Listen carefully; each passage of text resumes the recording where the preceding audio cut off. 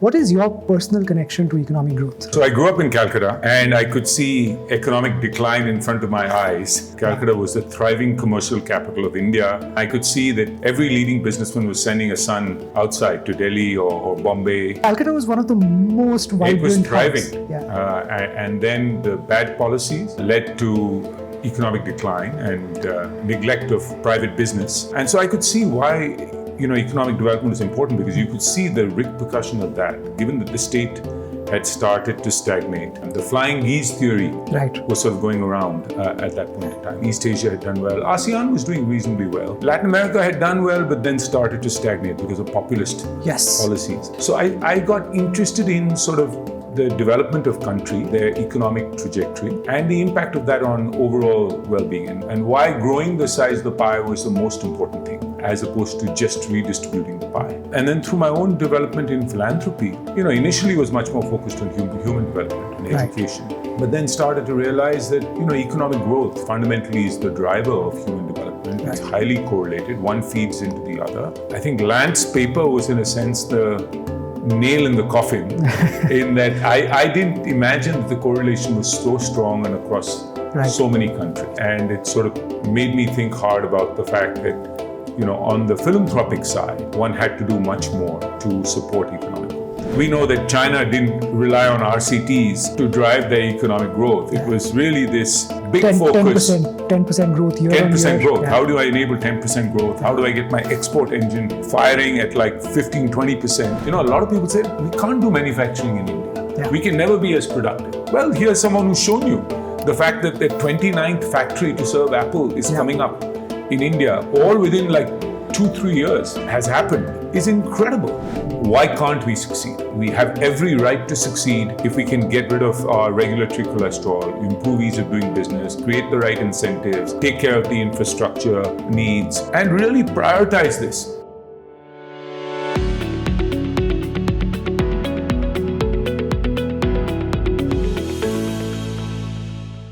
Hello everyone, welcome to another episode of Fed Dialogues. I'm very excited to have with us today Ashish Dhawan. He is the founder of Chris Capital, turned philanthropist at 40. He's been running Central Square Foundation, which was a philanthropy focused on improving school education for the last 10 years. Of late, he has shifted his focus to economic growth. So I'm very excited to talk to him about this journey today. Ashish, thank you for joining us on another episode of Fed Dialogues. Pleasure to have you here. Oh, thank you. It's a delight, Rahul. Awesome. Thanks. Okay, so this is now turning into a somewhat standard question for me, but I'll ask it to you anyway. Right? What is your personal connection to economic growth? Right, growing up in the early stages of your career, how did you first sort of even identify this phenomenon as important, interesting, significant? Sure. So I grew up in Calcutta. And I could see economic decline in front of my eyes. The Communist Party had taken over, and Jyoti Babu was the chief minister. And businesses were leaving Calcutta. Calcutta was the thriving commercial capital of India. That's true. And I could see that every leading businessman was sending a son outside to Delhi or Bombay. And many actually just left lock, stock, and that's actually amazing. Calcutta was one of the most vibrant hubs. It was thriving. And then the bad policies led to economic decline and neglect of private business. And so I could see why economic development is important, because you could see the repercussion of that, given that the state had started to stagnate. Well-being just didn't improve as a result. We were stuck in this poverty trap as a result of that. So I could see that in front of my eyes growing up over, the first 18 years of my life. And then I went to college in the US. I was at Yale and I studied math and economics. So it was my first formal introduction to economics. I hadn't read too many texts. I was a science student in school. I loved macro. I loved the idea of countries developing and sort of catching up. So I always believed that, I read very early on Angus Madison's book. Nice. And his data. And I also later saw I love the fact that you had these countries like Japan and Korea that had started to catch up in a very short period of time. The flying geese theory was sort of going around at that point in time. East Asia had done well. ASEAN was doing reasonably well. Latin America had done well, but then started to stagnate because of populist policies. So I got interested in sort of the development of countries, their economic trajectory, and the impact of that on overall well-being, and why growing the size of the pie was the most important thing, as opposed to just redistributing the pie. And then finally, I think in the work that we've been doing, I mean, first is on the commercial side, when I was an investor, I paid a lot of attention to macro. Because at the end of the day, if you're investing in companies, their growth is a function of the country's growth, and sectoral growth is a function of things that are happening, and you could see the impact of policies actually on how sectors were starting to flourish or starting to get, thwarted in terms of their growth.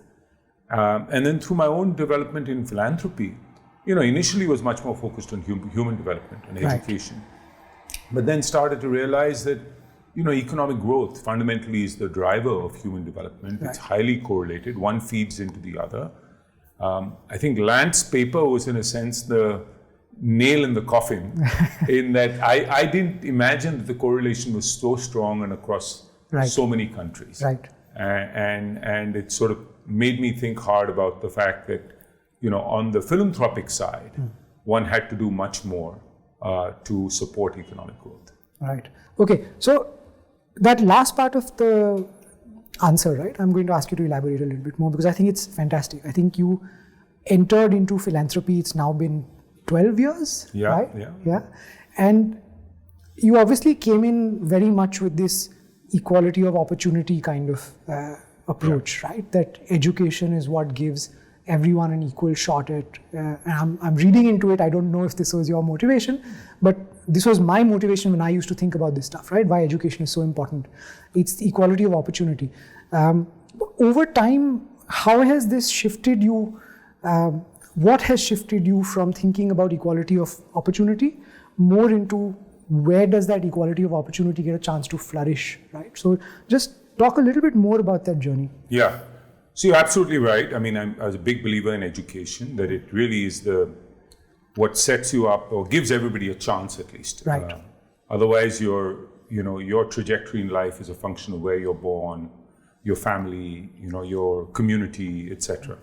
And despite education, by the way, that is very much the case. You're pretty much stuck in your zip code forever.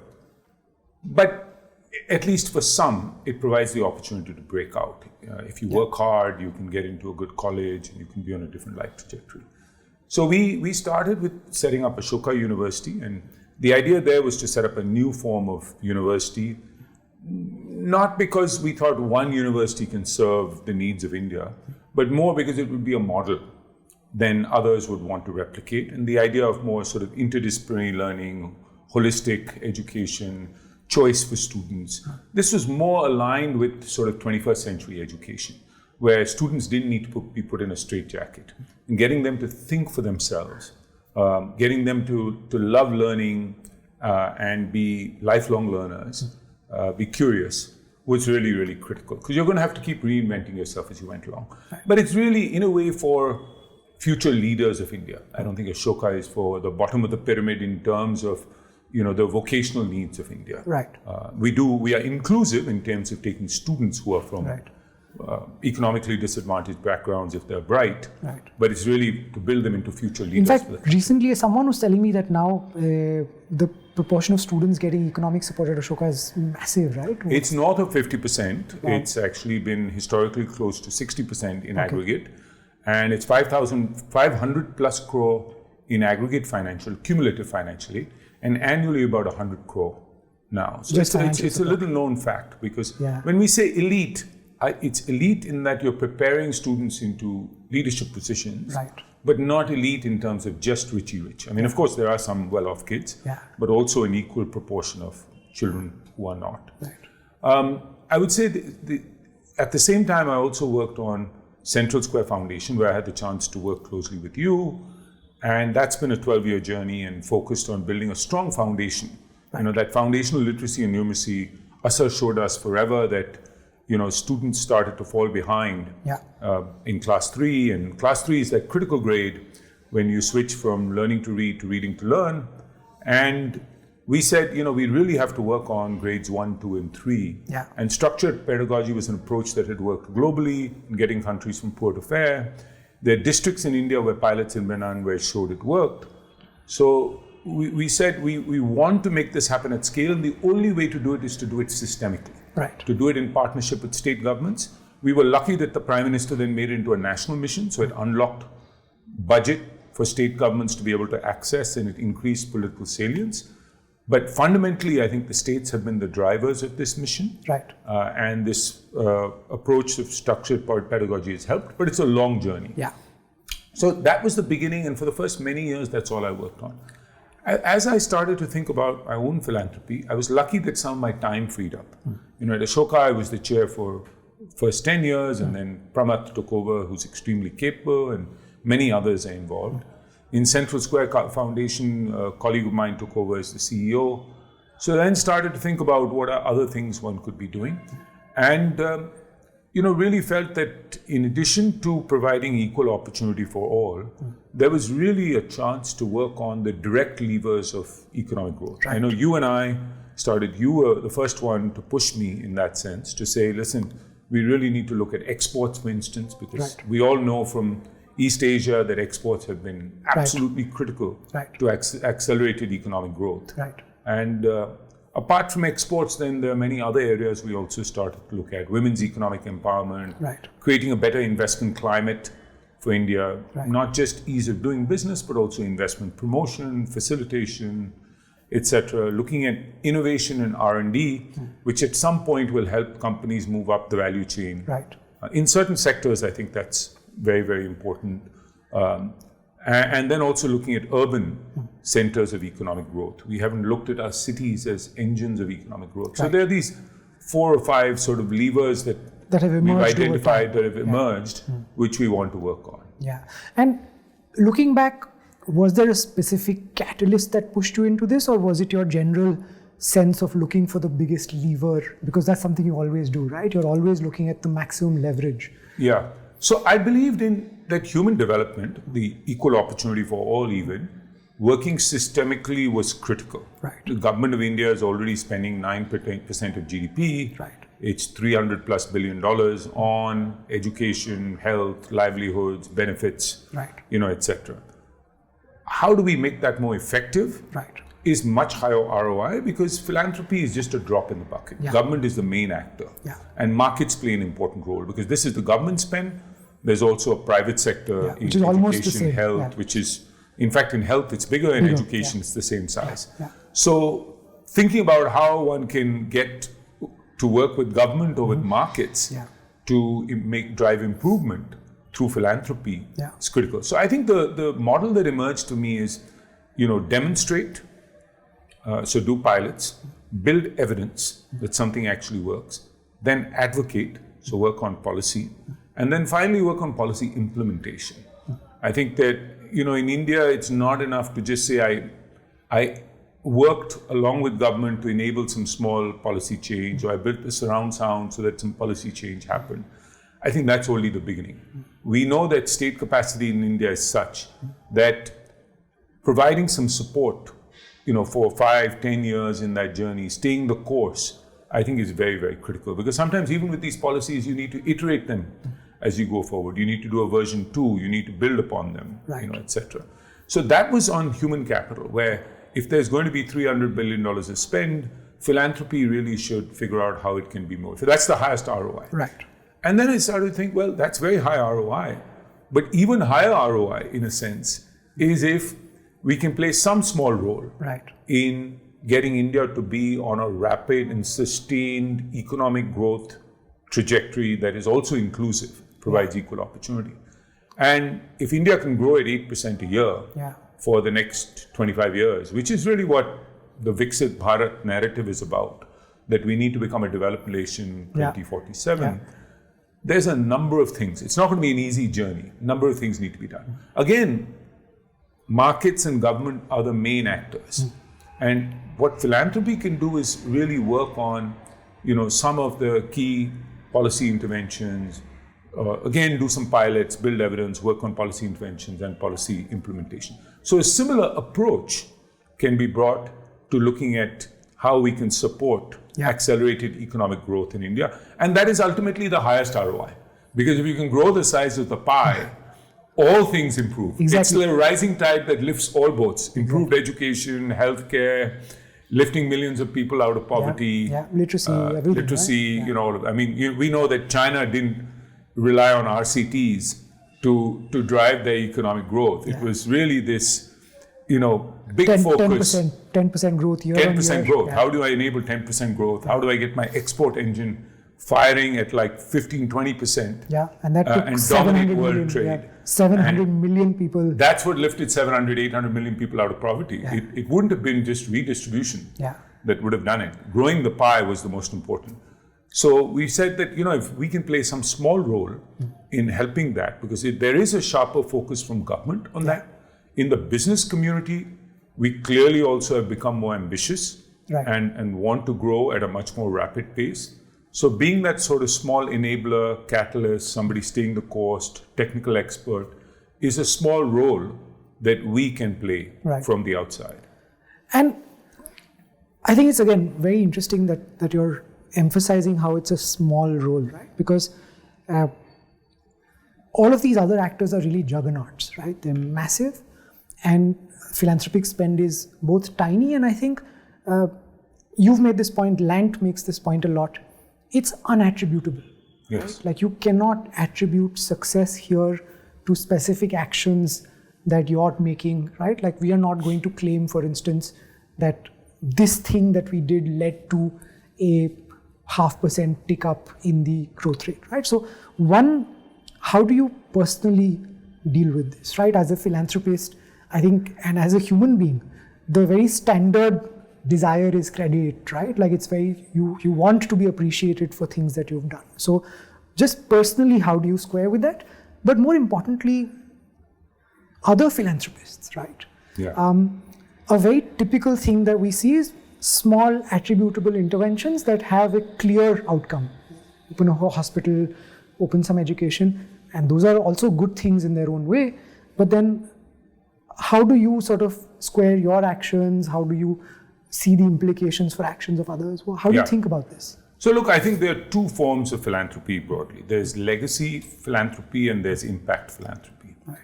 Legacy philanthropy, people will want to do. You want something in memory of your parents, your family. It's a way to thank your elders or to keep your family name alive in some form.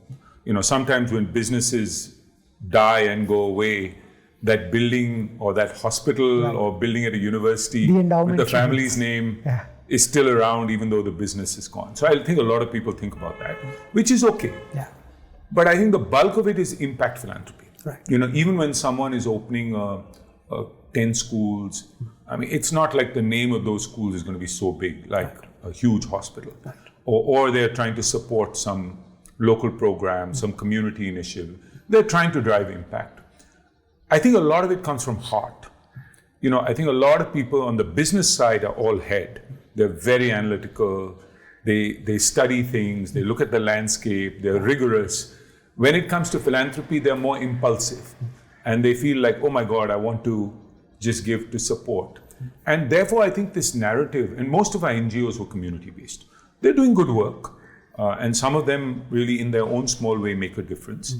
And for some people who want to be deeply involved with their hands directly, that's fine. Maybe you want to do that. But if you really want to drive significant impact, then you have to think of your philanthropy differently, is my sense. Right. And I think that when you need to sort of climb above this notion of attribution, your name is not going to be there. I think what you feel happy about, I think for a lot of people, even in business, what drives them is knowing that they are going to achieve results, right? It's not the glory of the company's name. It's more, I'm going to go and dominate this market or build market share or go and conquer the world market in a particular area. What drives you every day is that. And so I think it's a similar thing here, is what should drive one is really the results, the outcome.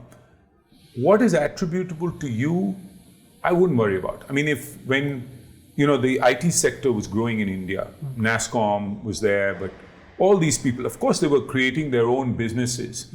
Narayan Murthy and Nandan Nilekani and the founders and Shiv Nadar and all.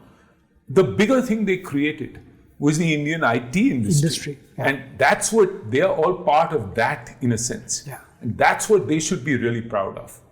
Is their company was a microcosm. Yeah. But really what they created. And I think even as a philanthropist, you need to look at it like that. I'm working towards a higher cause. My little foundation will get some small credit for things we've done. But what should drive me is that bigger outcome. I built the IT industry in India. Won't you be more proud to tell your grandkids, I helped build the IT industry in India versus I built a company that does a few $1 billion of revenue. Of course, you created jobs, etc. Right. So I think it's the same thing with philanthropy. Right. We get too caught up with attribution. And so if we can just get beyond that and say, even if I played a small part, even if I'm not sure how much I contributed towards it, but if the overall objective is achieved, right? And I know that I diligently worked towards it for 10 years, 15 years, I'll be happy that I was a part of that movement. Right. And being part of that movement is more important than just working in your little corner of the world.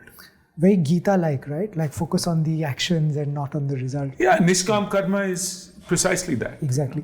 And one very interesting thing here also, right, is that it's not necessarily a binary, right? You can think of it as a portfolio, and I know like finances has been your thing, and a lot of your philosophies and approaches are like that. You can think of it as a portfolio, right? Like across all of these options that. Yeah, so I always say, I think your debt portfolio, debt is low risk. Yeah.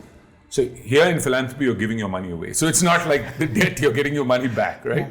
But the debt part of your portfolio in philanthropy is your more direct philanthropy. It's the programmatic philanthropy. You want to build your school. Yeah. You want to support an NGO. It's low risk. You know you're getting the outcome. It's low risk. Yeah. You can directly see the beneficiary. Yeah. You're impacting X number of people. That's what you count. That's your debt portfolio. Your equity portfolio or your alternatives portfolio, your private equity, listed equity, that portfolio is really this one where you don't have as much attribution. That's a which is the big ROI, high leverage portfolio, where you're trying to hit a boundary, a 4 or a 6. Yeah. You're going for the big hit. Yeah. You're not playing defense. Yeah. So this part, I think initially for people, because you're stuck a little bit, you're conservative. You when you first make your money, you sell your company, you put it all into liquid mutual funds and bonds, So you start with 100%. Yeah. But I think initially people may want to start with saying, my goal is to get to 10 to 20%. Yeah. This equity or high ROI philanthropy portfolio. And then ultimately push to get to 40, 50%. Yeah. And for some, it may end up being 100%. Yeah. Depends on your risk appetite and your personal thing, right? Ultimately, in investing, I'm 100% equities. Right. Other than a little bit of safety for the family and periods of time when equity markets may be overvalued, I move to a little bit of fixed income. But my philosophy is equity 100% because I know when I look at the chart over 10 years, 20 years, 30 years, 50 years, 100 years, you've outperformed by a mile, and compounding is such. It's the same thing here. Yeah, it's exactly. I was just thinking, right? It's amazing how it maps. It's the same thing here. Yeah.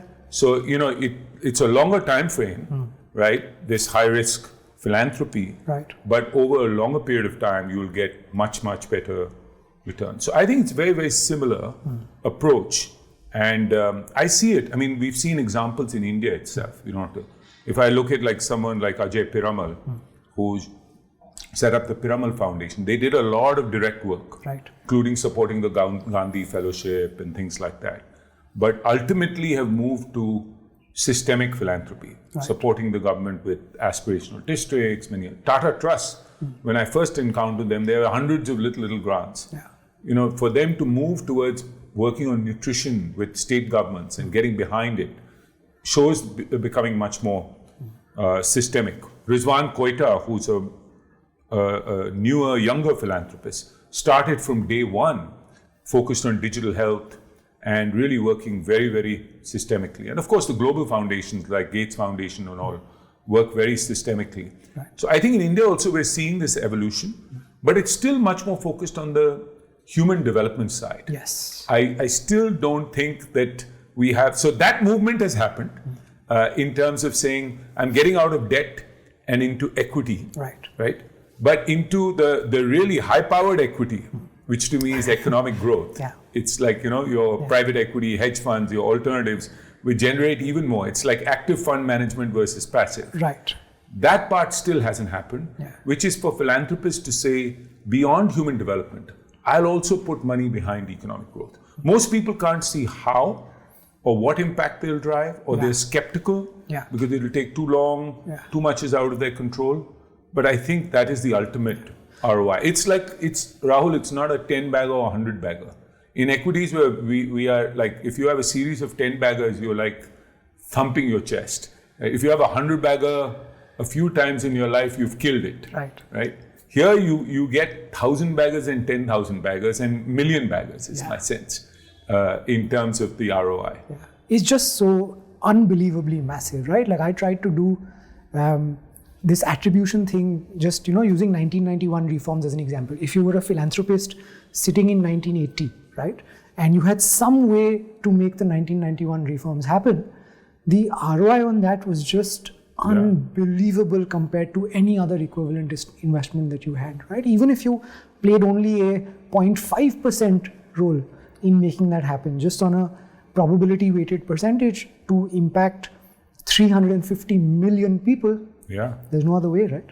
Absolutely. So I completely agree. And I come back a little bit on what you said at the end, right? That many people, when looking at this, may be thinking lots is out of your control. There's a little bit of disillusionment, and I come across this very often, right? And I want to hear your perspective on it, is that many of these problems that we still have that hold us back as a nation, a lot of these policy reforms, a lot of the implementation issues, a lot of the state capacity issues are just too wicked. There's just too much locked in political economy holding us back. I often hear the question, the answers have been known for 20, 30 years, nothing ever happens. This is not something that you want to invest in, right? What's your thinking and take around that sense of disillusionment that we don't have the option of doing anything there? Yeah. So I think the thing I often hear is, look, the ideas are all known and stuff. And look, people are somewhat disillusioned with think tanks because they have ideas, they write a report, will do a convening, but it stops there. I think what India needs, and not to say they haven't made a contribution, their role is more upstream. What we've been missing is one step downstream from that. We have the NGOs who work at grassroots level. We have these think tanks who work at this upper level. We have this missing middle, I've always said. And the missing middle is, I may have an idea like India needs to focus on labor-intensive exports. I don't think that's a new idea. We've seen China do it over 30 years, and China has created tens of millions of direct jobs and, hundreds of millions of indirect jobs, hundreds of millions of overall jobs as a result of this, right? One sector alone, like electronics, creates tens of millions of jobs, or garments creates tens of millions of jobs. So these ideas are known, but who will work on it? Who will push for this day in and day out? Who will work on the specific nitty-gritty of what it'll take for India to succeed in electronics or garments? Just writing one report on it and leaving it there is not going to make it happen. One has to just be at it day in and day out, year after year, pushing for it. And at some point in time, you'll hit a pocket where there will be momentum. Right. It started to happen in electronics. Thanks to Apple coming to India, I think there is faith again. The fact that 14% of Apple's production now is in India, the fact that they're saying that the productivity in India is as good as it is elsewhere in East Asia, or almost as good, I think has brought faith. A lot of people said, we can't do manufacturing in India. We can never be as productive. Well, here's someone who's shown you the fact that the 29th factory to serve Apple is coming up in India, all within like 2-3 years, has happened, is incredible. I think, and so we have now this faith that in electronics, we can make it happen, whether it's mobile or laptop, desktop, or router, server, or TVs or white goods or medical electronics or auto electronics, industrial electronics. I mean, the whole, I know that at FED you all have worked a lot on this and worked in conjunction with the industry association and ministry, etc. Yeah. So somebody has to do the detailed work. Somebody has to be at it year in, year out, listen to the companies, etc. So I think that has been missing. And I think it's probably best, Rahul, served through some examples. I think the org that you have set up, Foundation for Economic Development, which has said we're going to prioritize labor-intensive exports.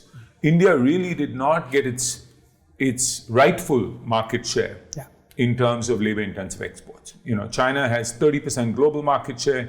India's been a tenth of that in terms of global market share in labor-intensive exports. Yet we have the same labor endowment. We have more young people than China does. We have much lower cost than China does today. China had it 20, 30 years ago. Why can't we succeed? We have every right to succeed if we can get rid of our regulatory cholesterol, improve ease of doing business, create the right incentives, take care of the infrastructure needs, and really prioritize this. I think, Bangladesh has succeeded in garments. Come on. And Bangladesh has prioritized garments, and really made it happen. So I believe that if we make it a priority, we can succeed in labor. And that's the role that FED has been playing, is pushing. And now we see in electronics has started to happen. A couple of good examples in footwear, where the contract manufacturers for Adidas and Nike and Crocs are now in Tamil Nadu, and very, very labor intensive sector. Again, we're seeing in toys, it's still not export oriented, but at least some manufacturing capacity is springing up in India. In many areas like garments, we've stagnated for 10 years. And PLI hasn't worked. We really need to reimagine this, but somebody needs to think about this and keep working at it. So I see the role of a Foundation for Economic Development as someone who stays with this problem for 10, 15 years and plays a role in supporting government, plays a role in listening to the industry and supporting the industry without being a lobbyist, of course, in making this happen over a long period of time. Because India should, by 2035, have 10 to 15% global market share in these labor-intensive exports. Similarly, another example is Prosperity, which is an organization that works on factor market reforms. Fed does some of it as well, but they prioritize labor code and land use, Factory and Building Act. And they've been working with state governments on making it happen, and have seen some success in terms of state governments looking at it positively. Detailed work on helping the state governments rewrite the code, negotiate it, work with them, see what's relevant from attracting business, but at the same time what's politically feasible. So two main messages here, right? One, it is possible. Yes. We are seeing some inspiration. No, I gave these examples because I think these orgs in 2 years have shown wins. What I would have thought would have taken 10 years, we've seen in 2 years. Now, it's partly because government is serious about this. If government was saying, listen, we don't care about private business coming in or investment, it would not have happened. I mean, all credit that whether it's the center or even state governments are saying, I really want to improve my, labor, land, all the factors of production.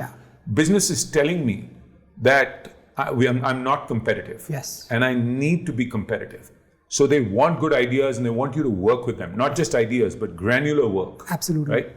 At the same time, they're saying, help me find companies that will come here, and so I can talk to them and then create the appropriate package for them. They're saying, I'm only doing, a state like Uttar Pradesh, which has 2.5 times the population of Vietnam, does 20 billion in exports. And Vietnam does 400 billion in exports. Now, I know UP is landlocked, but even if you take Odisha, Odisha has no labor-intensive export. All its exports are related to minerals and metals. And it's a state right on the coast, has lots of labor, cheap labor, and yet has not been able to make a push. Or even Tamil Nadu, which is very successful from exports. In an Indian context. In the Indian context, is 1/10 of Vietnam's exports, and is 70% of the size of Vietnam from a population standpoint. So our benchmarks have to be the East Asian tigers, and we really have to go after the world market. And so I see that there is huge opportunity. And the governments have started to realize this opportunity. Part of the role of outside organizations is to keep building that salience, that people see this opportunity and want to go for it. Yeah, I think you're very right.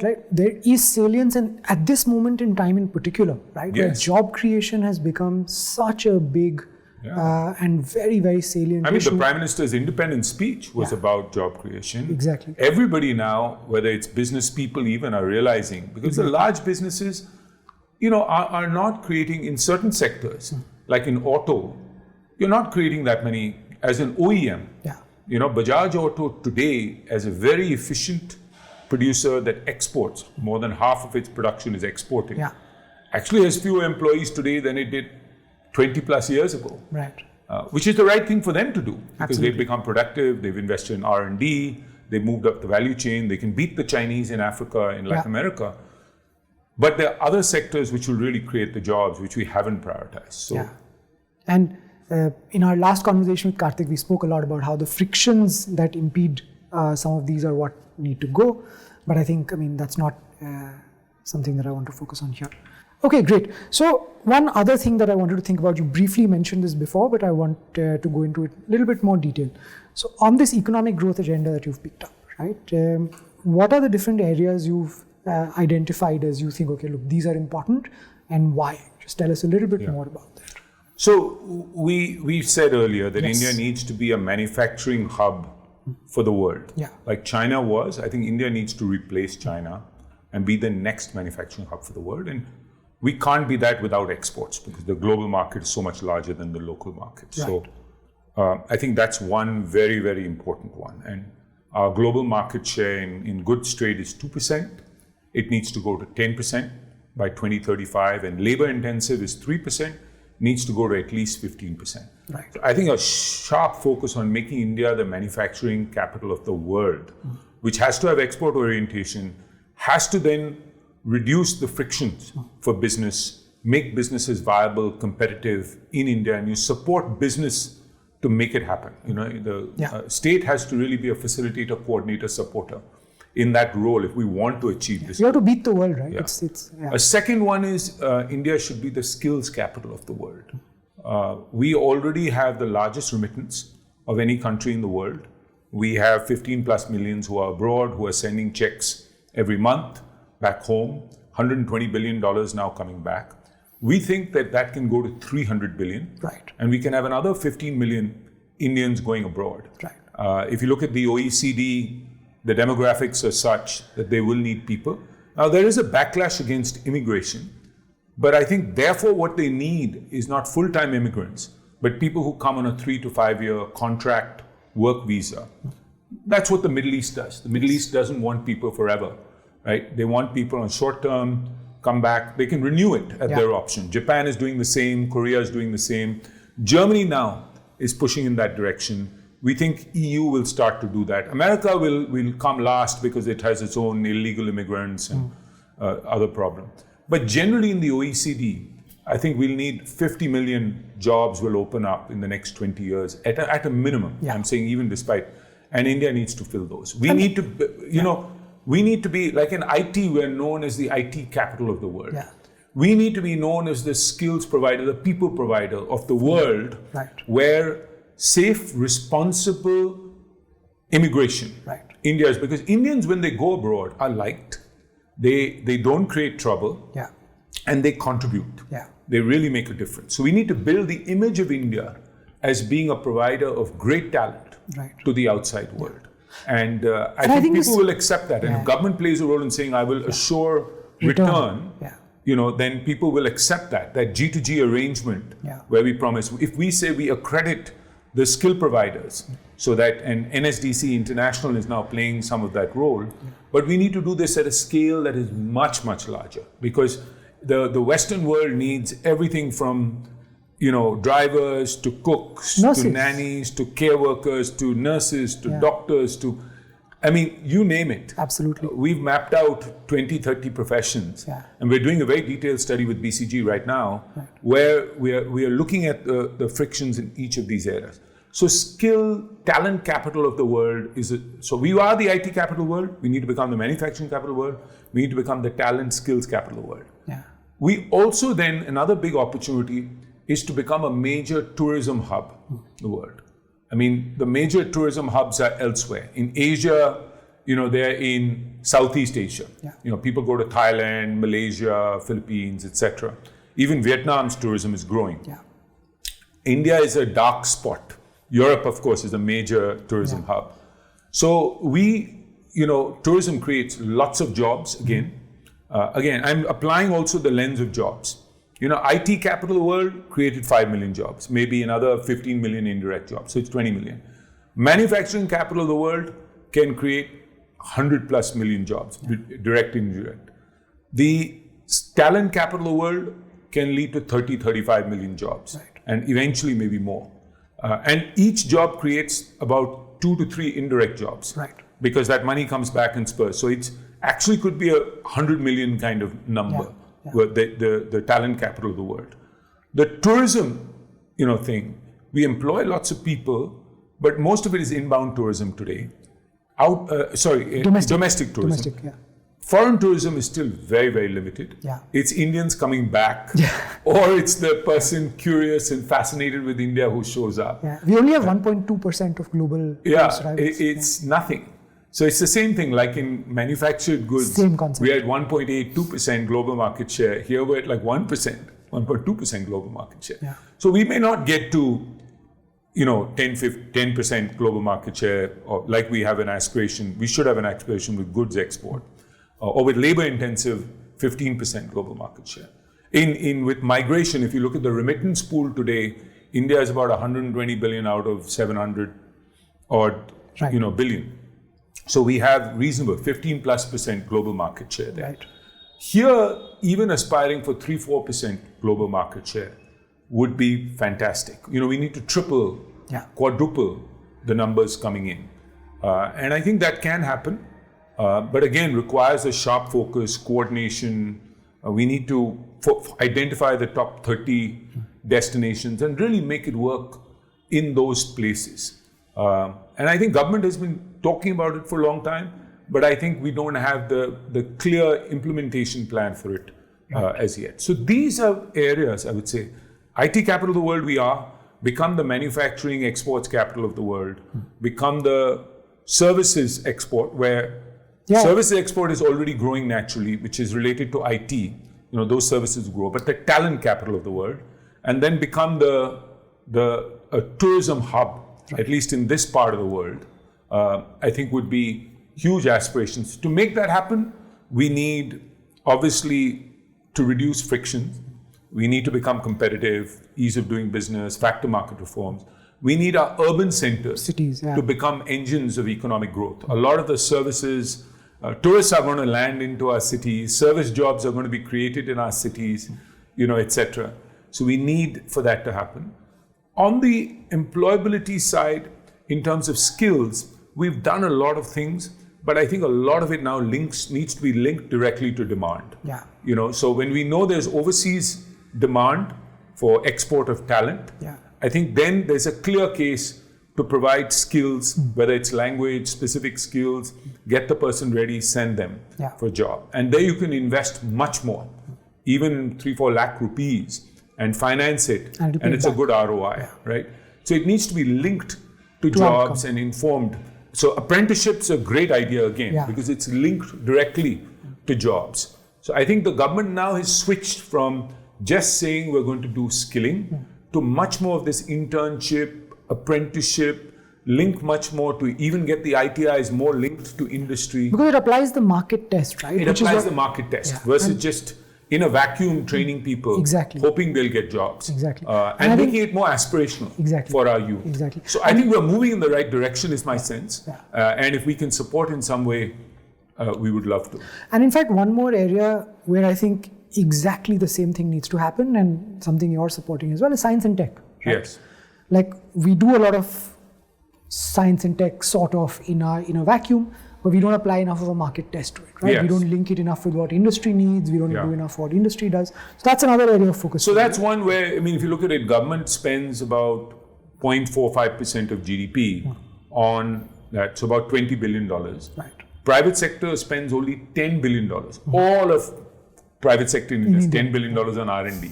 It's a pittance. Now, one of the challenges has been all of the government's money goes to their own labs, their own institutions, etc. Primarily, right? And we know that there's a sort of the way there's ease of doing business issues, there's an ease of doing science issue here. And the productivity is not as high as it could be because of a lot of issues. And there isn't a market test, like you said. I think stimulating this corporate R&D is critical and getting them then to engage. They will push the upstream research because the corporate research is very downstream. It's very applied. It's leading to products. It's TRL 5 to 9 onwards and then commercialization, right? So I think now this 1 lakh crore fund that government has announced, things like that, we need more of that. We earlier had an incentive for R&D, a tax incentive. Of course, it was abused, so that didn't work. But thinking of other ways to spur corporate R&D, private sector R&D, and get them to work more with academia, with government labs, open up more of the government labs. I think what we did in space by saying we're going to open it up, right? And creating a separate agency in space, opening up our infrastructure. Look at the boom now with space tech companies. Similarly with defense, I know that Dr. Vijay Raghavan just was asked by the government to do a review, or he was the chair of a committee that did a review, and they've recommended now opening up defense much more. And IDEX is there, but much more, where you can get more startups, more private sector engaging with government infrastructure, will lead to a huge boom in that space. So I think that mindset also needs to change, where it's less about, I'm only going to fund my own labs, to really, I want to create an ecosystem, right, of R&D. By caring about the outcome. Getting the outcome. I think that is where we need to shift. And even in R&D, have a different mindset. Like with bioscience, you need to make lots of bets because you don't know what's going to work with new molecules.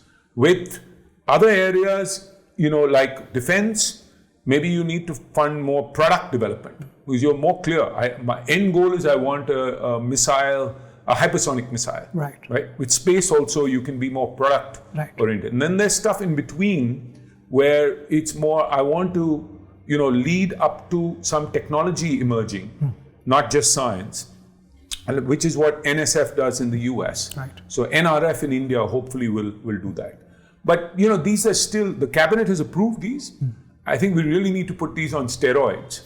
And really put more money behind them, get the governance structure right, make this happen in the next 5 years so that we can have a more vibrant, India needs to be a product nation. We need to be in the top 3 in all cutting edge products by 2035, in some areas. We should be preparing for it. Biotech, sure. Defense, biotech, pharma, defense, aerospace may take longer, but definitely in electronics, equipment, auto, in many of these areas, I think we can. We're seeing Indian companies emerge, but they're still not competitive in world markets.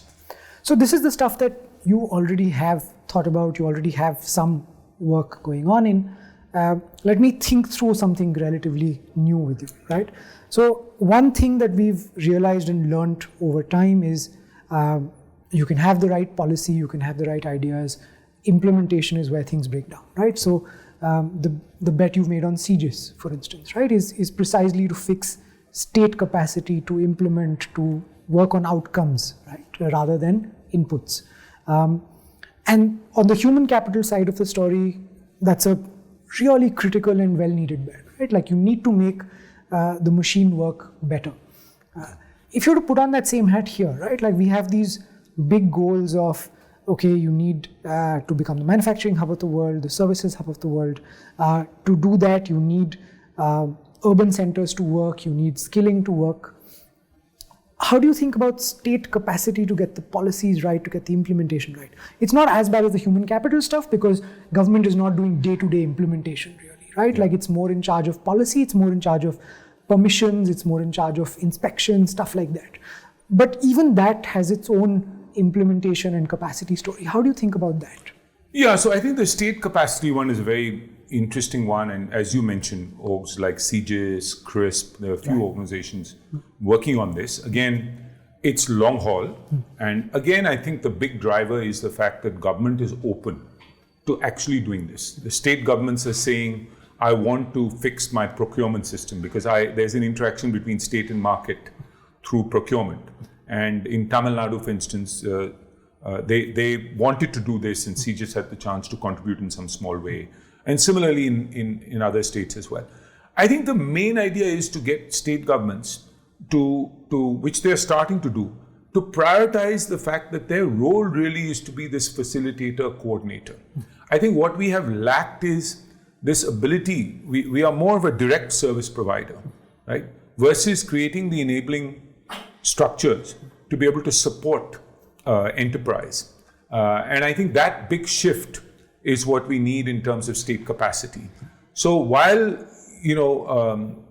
in any area, I think government looks at running things directly. Right. It has not been as good. So I think getting more of that market test, I think one thing that has helped in the near term has been getting more private enterprise to interact with government. I think that helps a lot. And government are now open to these consultations versus saying, I'm going to improve ease of doing business by looking at a World Bank index and using that to then, that's more supply side. I'll fix some things. Saying, I'm actually going to talk to enterprise and see what their pain points are. Do an enterprise survey. And then start to look at what are the things I need to change. Right. I think that is one big shift that we see. I mean, even when DPIIT talks about the 2.0 of ease of, this is the approach that they're taking. Right. So I think it is this kind of approach that we need in states to realize in many areas. Like in education, you said in Uttar Pradesh, for instance, 60+% of children go to private schools. I think the state thinks all the time about the schools it runs. And even Central Square Foundation is primarily working on that. But thinking about how do I create the enabling conditions to make that 64% of children who go to private school, make that market work better, reduce the information asymmetry for parents, how do I shape that ecosystem? That is some muscle that the state doesn't have. But the NEP talks about it, right. This idea of a triple SA and setting up a body that actually will ensure that there's greater transparency, right. The private ecosystem, that the state starts to think a little bit about shaping the private ecosystem without over-regulating. Exactly. So I think that big shift is that interaction between state and market. I think the state has done one thing much better in the last few years, which is improve service delivery. Right.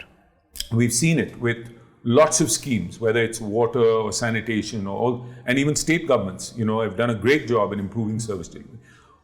The next migration will be to think of this interaction of state and market, right. Which is how do I create an overall better ecosystem, whether it's for manufacturing, whether it's for talent export, whether it's for service delivery, or even in education where I may be a part provider, but not the, I can be an enabler as opposed to be the provider. Right. So that is the next sort of big migration.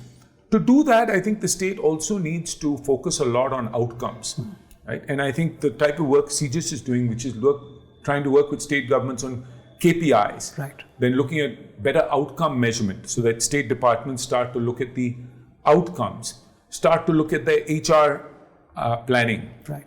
So that they start delivering against outcomes, performance management. I think that is the next step of ours. So service delivery, we need to keep improving. But my worry is that states will focus much more on just that service delivery. Right? But thinking beyond service delivery, improving my own service, about how I can be this enabler of shaping the ecosystem.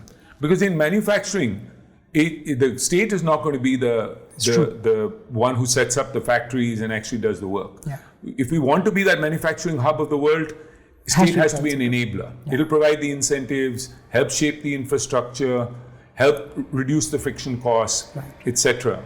Same thing with talent capital of the world. So all the things I talked about earlier, yeah. The state's role is a very, very different one. Exactly. And I think being led by the outcome is, I think, a great way to go. And I give the state all credit. Look at what we've done with financial markets in India. I think in the emerging world, India is a role model in terms of how we've shaped the capital markets. Now we still don't have a bond market, but there's focus on that now. But if you look at the equity capital market, the way we have shaped that market to be able to get domestic capital, foreign capital, when you go to most other emerging markets, companies are not able to access, whether it's venture capital, private equity, listed, to be able to list and then be able to access public equity. So we've now provided capital to our enterprise, which earlier was not available and most emerging markets lacked. We have a banking system that has actually been quite sound and has really improved. We have an IBC that's really changed the behavior of promoters now and has cleaned up the banking system over time. So I think we've done a lot of, if you look at what the role RBI plays, SEBI plays, IRDA plays, the IBBI or whatever that shapes the IBC, I think that's a good example of regulatory capacity starting to shape the private ecosystem, making the market work better. So we've done it in the financial sector, is my belief, but we've not applied that to improving regulatory capacity in many of the other sectors to be able to shape the ecosystem. And putting on the right outcome orientation. Right outcome orientation. Right, and that's the key, right? Yeah. Makes a lot of sense. Great, Ashish. I think fantastic conversation. We'll end it here. Thank you so much for being on.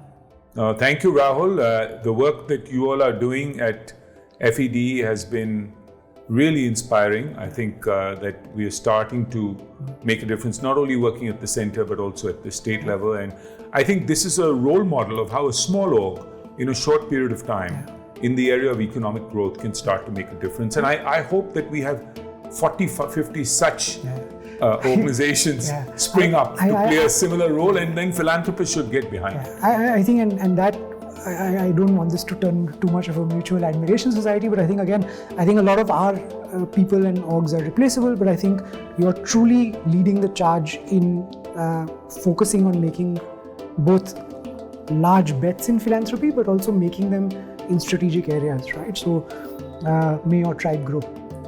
Thank you, Rahul. Thank you.